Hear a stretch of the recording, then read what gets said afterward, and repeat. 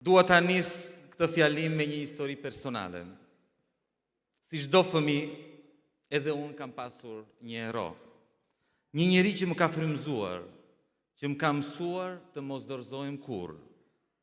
Ky njeri është babai im.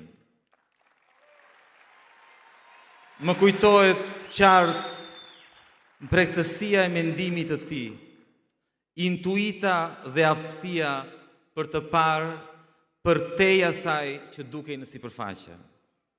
Nga ai mësova të shoh gjëra ndryshe, të mendoj ndryshe.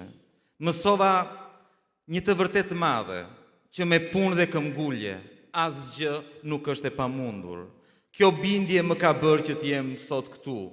Ajo më ka mundësuar të realizoj ëndrat e mia dhe për këtë ju jam përjetësisht mirënjohës prindërve të mi. Por babai im nuk pati fatin që pata unë.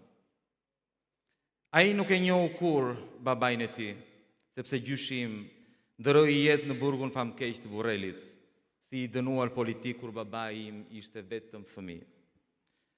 Kjo histori më ka ndjekur gjithë jetën dhe gjithmonë pyes veten. Çfarë do të kishte arritur në jetë babai im nëse do kishte pasur të gjitha mundësitë që pata unë? Po të kishte jetuar në një Shqipëri të lirë, ku askush nuk të mohon mundësinë të ndjekësh ëndrrën tënde, të shpalosësh talentin, të punosh me nder dhe dinjitet për një jetë më të mirë. Jam i sigurt se do të ishte bërë një sipërmarrës i madh, sigurisht më i madh se që jam bërë unë, ose një mjek me famë, ose një inxhinier brillant, sepse kishte gjithçka për t'ia dalë në jetë, përveç se mundësisë. Dhe e di se në mënyrë të ngjashme, historia e babait tim është historia e shumicës së baballarëve tanë.